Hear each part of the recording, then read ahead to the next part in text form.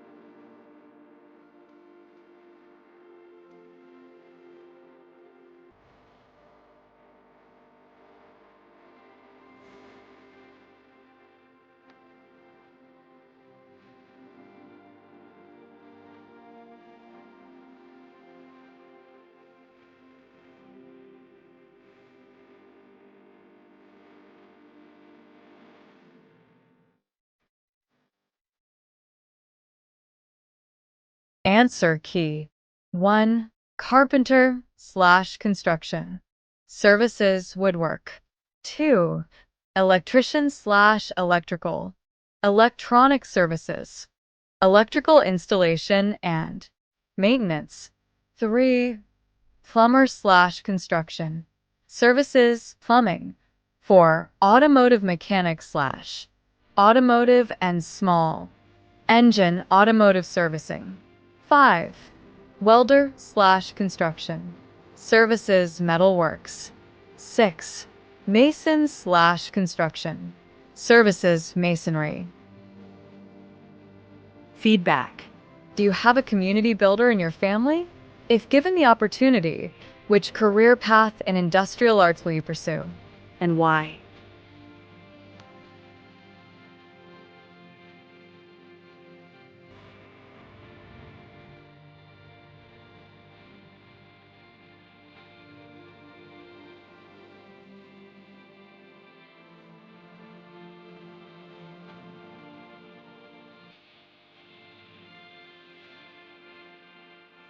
Unlocking content vocabulary.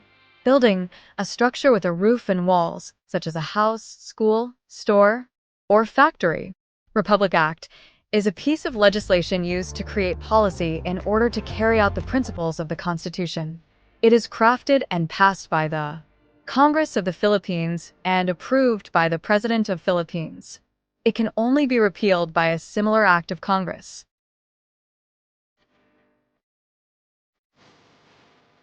Permit, an official document giving someone authorization to do something. Dwelling, a house, apartment, or other place of residence. Fire-resistant materials, so resistant to fire that for a specified time and under conditions of a standard heat intensity it will not fail structurally or allow transit of heat and will not permit the side away from the fire to become hotter than a specified temperature. Hazard, a process, phenomenon, or human activity that may cause loss of life, injury, or other health impacts, property damage, social and economic disruption, or environmental degradation. Do you know the story of the three little pigs? 1. Who are the main characters, and what are their qualities? 2. What are their houses built upon? 3. What happened to the main characters when confronted by the wolf? 4. Can you relate the story in real life? In what area/s can you compare it?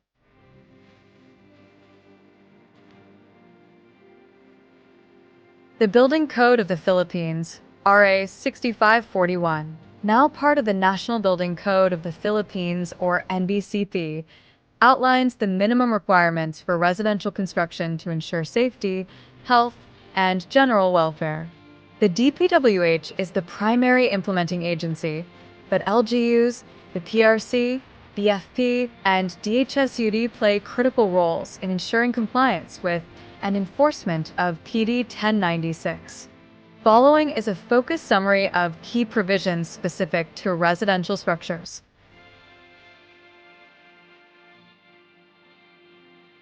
1. Dwelling location and lot occupancy. Zoning requirements. The property must adhere to zoning laws to ensure compatibility with surrounding land use.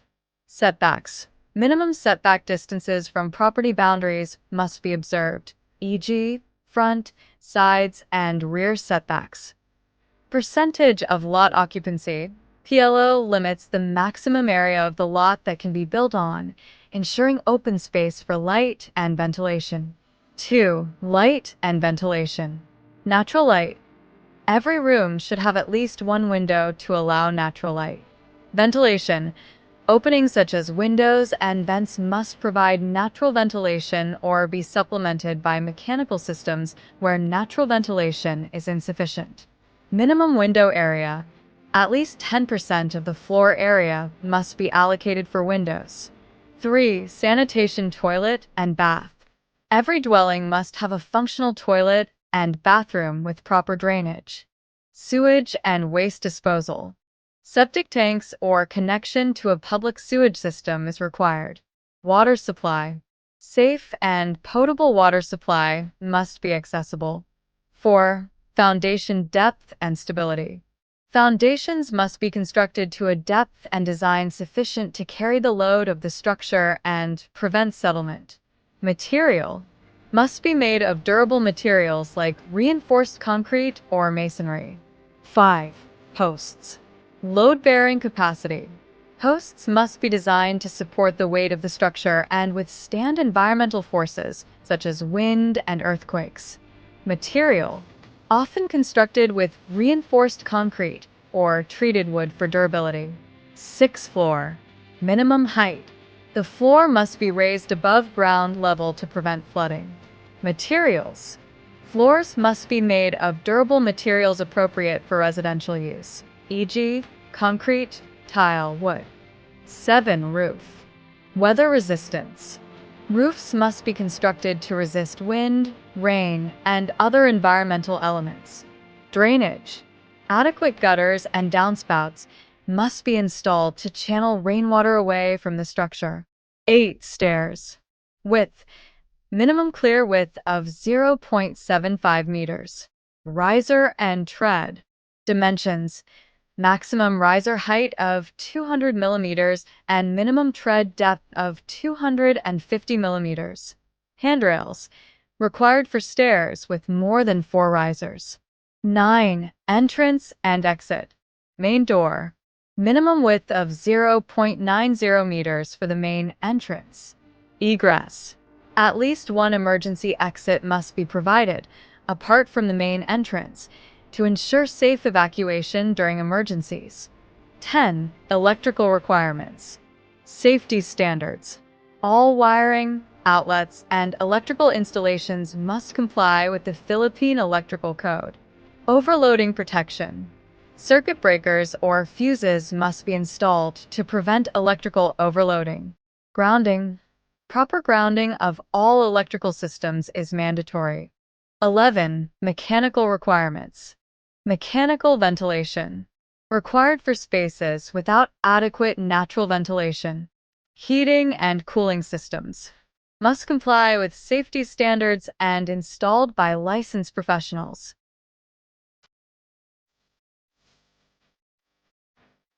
Lesson activity. Inspector engineer. Imagine that you are the city building officer. Inspect through a checklist if your classroom will pass the minimum requirement for residential dwellings. 9 to 10 checks will mark the building passed.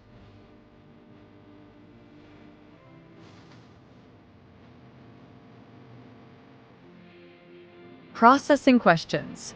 1. How do you mark the building we're in? Did it pass or fail the minimum requirements for a residential dwelling upon your inspection? 2. What specific requirements did you put an X on the scorecard? 3. What suggestions can you make based on your observations/inspections?